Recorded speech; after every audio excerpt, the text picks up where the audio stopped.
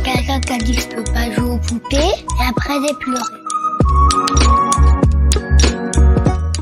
Bienvenue sur Papatriarcat. Je suis ravi de vous recevoir sur ce format appelé Réponse, tout simplement parce qu'en fait je vais répondre à un message audio qu'on m'a laissé via l'outil SpeakPipe. Je vous laisse le lien en descriptif de cet épisode. N'hésitez pas, vous avez 5 minutes pour donner votre avis. Alors quelque chose de positif, constructif, ou tout simplement pour dire que vous n'êtes pas d'accord sur un épisode, c'est tout à fait ok. L'idée c'est de pouvoir échanger ensemble avec de la nuance. C'est pour ça que 5 minutes ça permet de construire un argument et surtout moi de pouvoir vous répondre derrière afin d'enrichir un petit peu plus le débat que ceux qu'on peut trouver sur les réseaux sociaux. Je remercie d'avance toutes les personnes qui ont participé à enrichir la réflexion sur nos sujets et nous allons pouvoir tout de suite commencer cet épisode. Bonjour Cédric, je m'appelle Shamsi, je suis déjà passée par là plusieurs fois et du coup je réutilise cet outil SpeakPipe parce que je viens d'écouter ton dernier épisode du journal de papa, le 27 ou le 28, je ne sais plus, où tu racontes ce qui s'est passé avec ta femme lors de la dernière écho et du dernier monitoring la veille de la césarienne programmée. Et ça m'a mis très en colère en fait, et c'est pour ça que j'ai décidé de réutiliser cet outil. Alors petit disclaimer avant, j'ai fait une formation d'AP, j'ai bien conscience de la difficulté que peuvent avoir les soignants à l'hôpital, de l'état de l'hôpital en France, et j'ai aussi une double culture. Ayant grandi au Maroc, j'ai aussi conscience de la grande chance qu'on a d'avoir un système de santé tel qu'il est en France.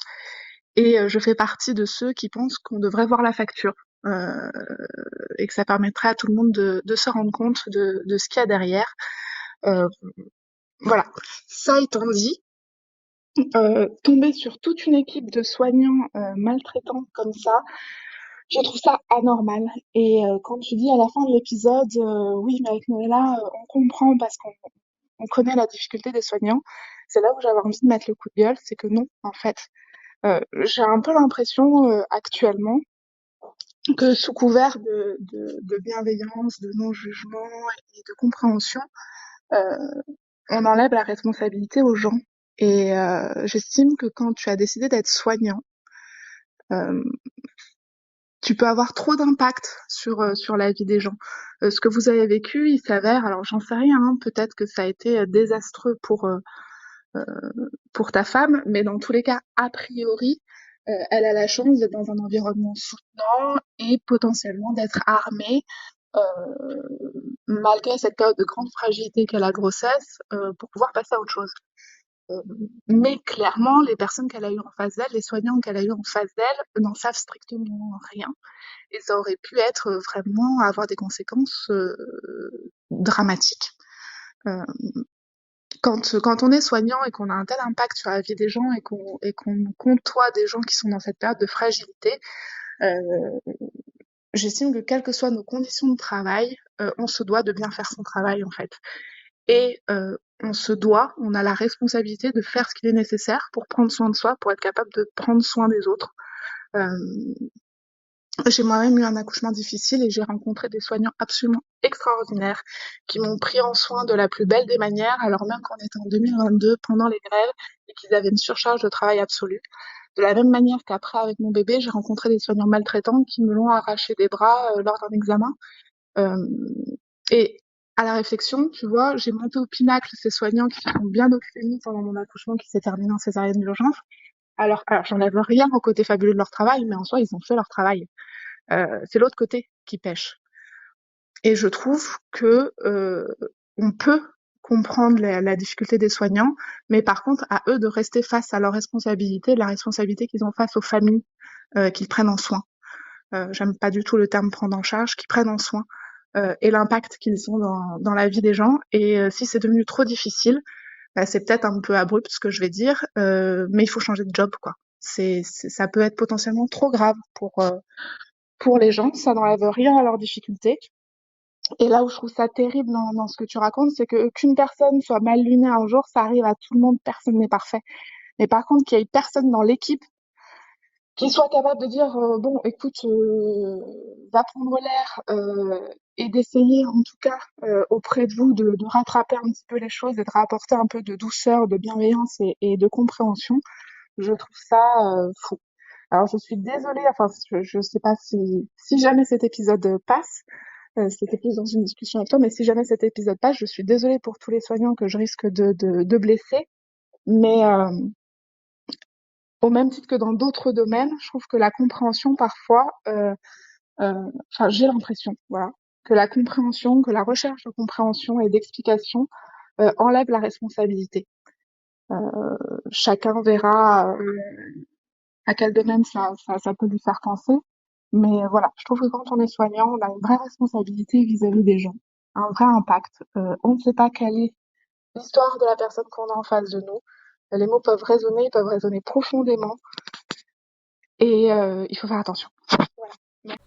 Salut Shamsi, merci beaucoup pour ton message. Merci pour ta réaction. Oui, c'est... je trouve, si tu veux, que c'est le genre de situation, de propos où quand on est réagi avec empathie, en fait, j'ai envie de te dire, oui, je comprends les soignants, tu vois, peut-être parce que je connais beaucoup de soignants et de soignantes, bien entendu, je comprends dans leurs difficultés et tout, et bien sûr que je connais aussi des soignants et des soignantes qui, malgré la difficulté, sont dans un rapport bien moins violent que ce qu'on a pu connaître ou que ce que l'on peut entendre. Je suis bien sûr, et tout comme je connais aussi des soignants et des soignantes, alors beaucoup moins heureusement, qui sont complètement blasés de leur métier et qui sont en effet qui voient les gens comme des numéros et comme des pathologies et qui n'ont aucune autre considération. Donc oui, bien sûr.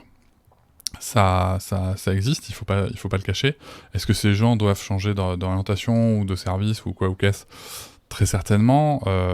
Je pense que, et je sais qu'on sera d'accord tous les deux là-dessus, que le sujet principal, ça reste les conditions de travail des soignants et des soignantes. Ça, c'est vraiment le sujet de fond et hyper important à garder en tête.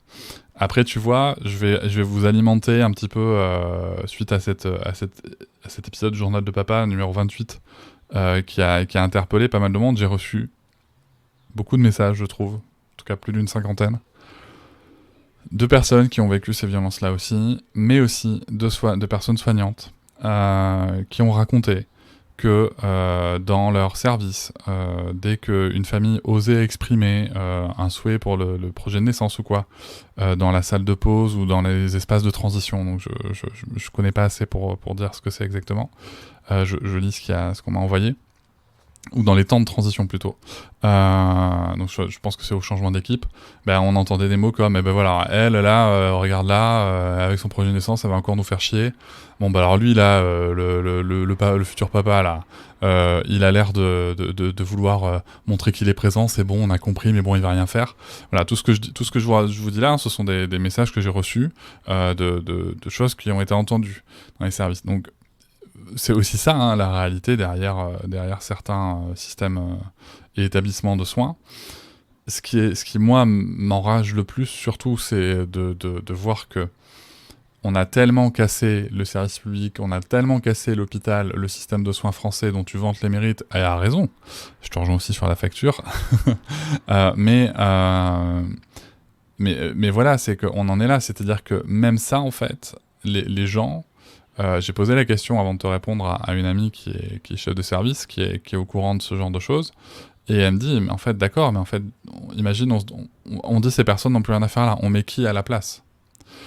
Donc voilà, c'est aussi quelque chose comme ça, et je pense que je te rejoins dans le fait que peut-être qu'en effet, à force de bienveillance et la bienveillance à bon dos, on oublie les responsabilités individuelles des personnes, ça je suis d'accord, mais je pense que tu vois la réflexion doit vraiment se situer sur tous ces plans, sur le plan individuel, sur le plan de la responsabilité collective, sur le plan politique et social, donc voilà, et du coup c'est pas simple, parce que c'est vrai qu'à chaque fois que je me dis, je vais le dire avec mes mots, mais qu'à chaque fois que je me dis putain, tu vois, une personne soignante, je vous cache pas, bien sûr que je vois la personne en face de moi et que je vois l'individu en face de moi et que j'ai envie de lui dire mais putain, mais tu peux pas nous parler autrement sans déconner.